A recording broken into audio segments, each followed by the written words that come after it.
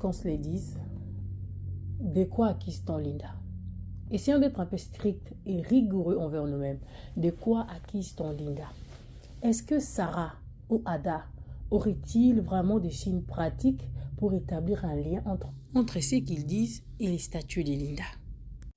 Bienvenue sur les Sonorités TV, là où nous analysons, nous insistons, nous martelons sur les parties essentielles, les parties nécessaires à rappeler. Alors, restez jusqu'au bout si vous voulez comprendre la pensée que nous partageons sur cette vidéo. Merci pour tous vos abonnements. Je ne pense pas qu'il puisse y avoir un lien direct comme ça. Je ne pense pas qu'il puisse y avoir l'identification, quoi que ce soit. Linda ne cite personne nommément. Voilà ce qui rend la chose bête. Même lorsque Sarah était en train de réclamer à son mari, il y a ceci, il y a cela. Mais ça reste quand même bête que tu aies le temps de voir les statuts de Linda alors que Yona Linda, bon, ça cercle mon côté. Même si elle t'identifie comment? Elle ne peut même pas t'identifier parce qu'il y a des paramètres, il y a des confidentialités sur Facebook, sur TikTok ou partout. Il y a des gens, tu ne vois pas les statuts de tout le monde et tout le monde n'a pas le droit de t'identifier. Vous savez. Et elle en est arrivée au point où elle était en train d'accuser son mari pour un statut dans lequel on a visé Ada. Regardez là où la chose est bête. Dire que Ada aussi, en son tour, n'a pas raison d'accuser Linda parce que Linda, après lui, était maintenant avec un mec qui était aussi chic qu'Ada, aussi chic que Patrick. C'est-à-dire que si Sarah Massiel ne s'était pas rattrapée, elle resterait là en train d'accuser Linda pour tous les autres mecs qui viennent après son mari, au fait. Linda avait raison de mentionner ça. Au fait, on écoute tout ça. Vous savez, hein, votre ennemi, celui qui vous provoque, il a besoin que vous veniez vers lui pour qu'il se nourrisse de vos réactions, Il en a besoin pour se sentir fort, se sentir puissant, pour qu'il se dise que je suis en train de contrôler X ou Y personne.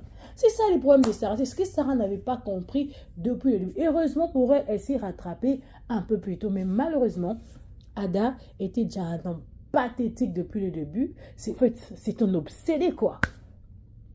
Un homme sans maîtrise, déjà au début il frappait Linda et je ne sais pas comment faire cette chose.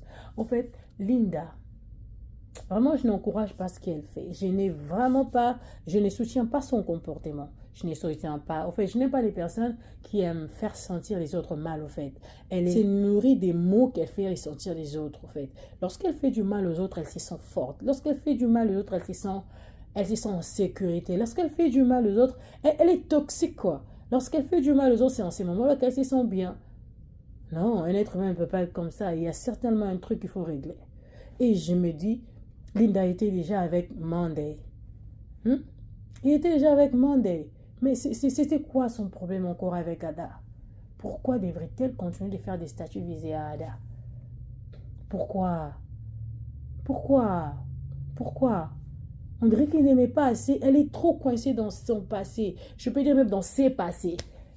Supposons que Patrick est un autre passé et Ada, faisons que Patrick est une autre personne, Ada est une autre personne, c'est-à-dire que Patrick c'est un autre passé et Ada c'est un autre passé.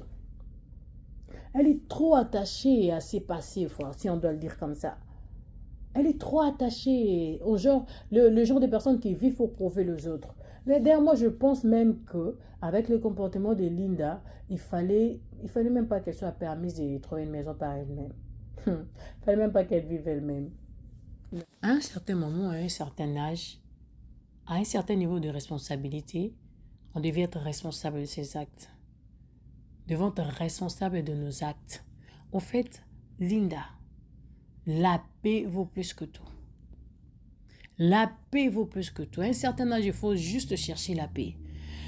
Tu as mis la vie de tout le monde en danger, d'un innocent garçon en danger, et même la vie de ta propre fille était en danger. Je me demande si Ada trouvait Joyce au salon avec vous, qu'est-ce qu'il allait faire? Il allait vouloir éliminer les témoins. Il allait tirer sur elle. Il allait tirer sur elle. Vous voyez? En fait, c'est mettre la vie de l'enfant en danger, geste pour rien, pour des bêtises, pour des choses que tu pouvais contrôler. Voilà pourquoi on est en train de parler du pulsion. En fait, ces pulsions, ces choses qui viennent brutalement comme ça, on peut les gérer. On peut gérer toutes ces choses, on peut gérer tous ces désirs. Ce sont des désirs gérables.